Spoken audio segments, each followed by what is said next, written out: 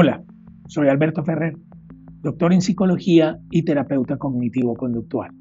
Y esto es Lidiando con la Mente, un espacio de difusión de salud mental que busca ayudar a las personas con sus problemas emocionales para que puedan lograr un equilibrio mental.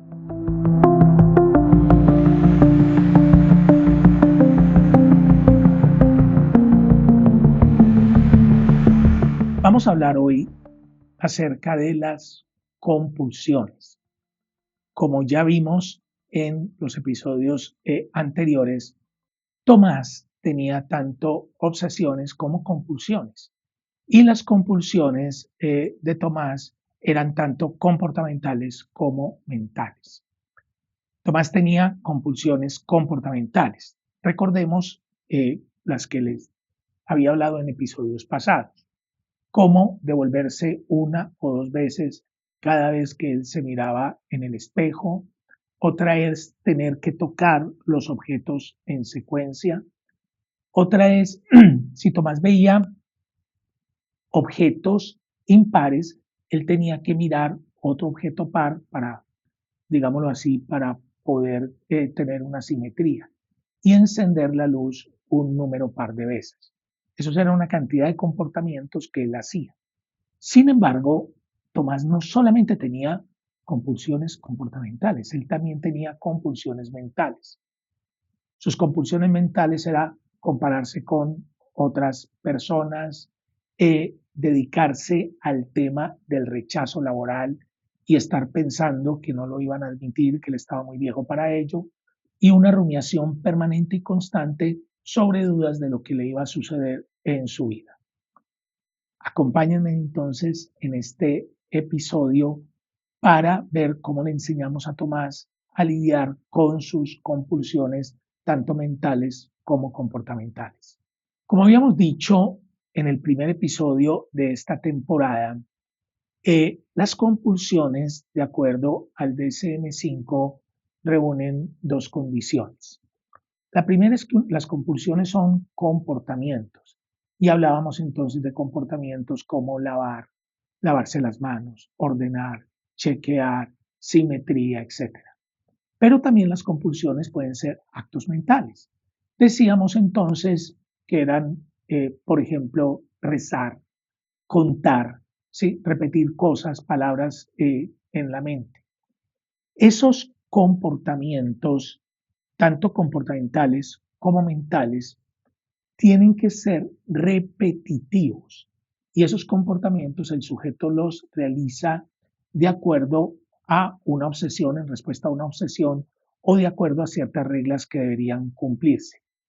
La segunda condición para hablar de compulsiones es que cuando el paciente hace esto, el objetivo, digamos, de esos comportamientos claramente es disminuir la ansiedad o el malestar o evitar, al hacer la compulsión, evitar que un suceso temido ocurriera.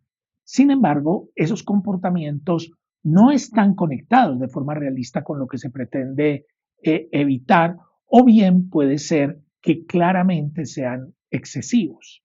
Además de esas dos características, que como les dije son las que trae el DSM-5, yo le explico lo siguiente a los pacientes como Tomás. Un primer aspecto que les explico es que las compulsiones son acciones. Esto quiere decir, pueden ser comportamentales, pueden ser mentales o pueden estar los dos tipos de compulsiones. Segundo, que a diferencia de las obsesiones, las compulsiones son siempre voluntarias. Es muy probable que se puedan automatizar como efecto del aprendizaje, pero nunca dejan de ser voluntarias. No son como las obsesiones que siempre son involuntarias. En tercer lugar, Tomás puede creer en la compulsión porque él seguramente considera que si él hace la compulsión, no vendrá el suceso temido, el suceso que se anticipa en la obsesión. Como ustedes ven, esto corresponde fundamentalmente a una especie de pensamiento mágico. Se cree que haciendo la compulsión se conjura, y ahí utilizamos un término un poco brujo, por decirlo así, se conjura que lo anticipado por la obsesión sencillamente no se cumpla o por las reglas rígidas o mágicas no se cumpla. Lo otro que les explico a mis pacientes es que las compulsiones son los mantenedores y los reforzadores de esas obsesiones y de esas reglas mágicas. Es decir, cuantas más compulsiones hagamos, más se van a incrementar las obsesiones. También les explico que la realización de las obsesiones siempre termina produciendo tres cosas fundamentales. La primera es una gran ansiedad. Cuando los pacientes hacen las compulsiones, a pesar de que inicialmente les rebaja la ansiedad, con el tiempo el efecto es exactamente al contrario. El saber que van a entregarse a las compulsiones les incrementa la ansiedad porque ellos saben, en el fondo saben que están haciendo una actividad que no tiene mucha cosa de lógica y que se van a tener que entregar un tiempo a ella. En segundo lugar, las compulsiones no preparan para la ocurrencia del evento temido si este llegara a pasar. Y en tercer lugar, es una consecuencia compleja y es que por estar pensando en las compulsiones, el paciente no está en el aquí y en el ahora.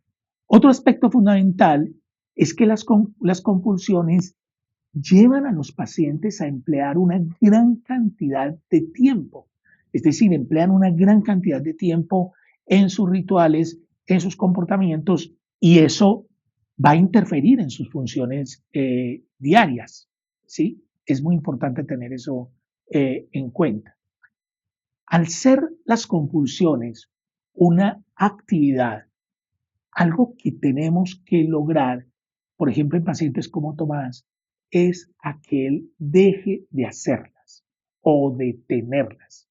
Aquí juega un papel muy importante el ejercicio que hemos hablado en episodios pasados de la detención de pensamiento que yo he llamado, lo llamé, recuerden ustedes en los episodios del trastorno de ansiedad generalizada, como detención de la atención.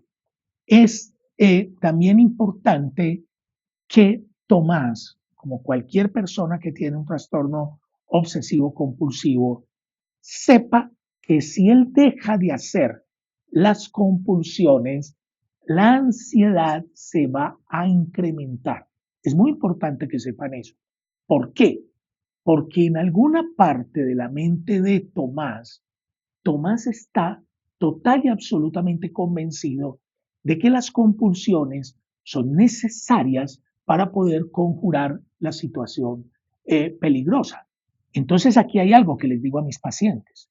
Les digo, tomen ese incremento de ansiedad como un indicio de mejoría, porque significa que usted se está liberando de una estructura obsesivo-compulsiva.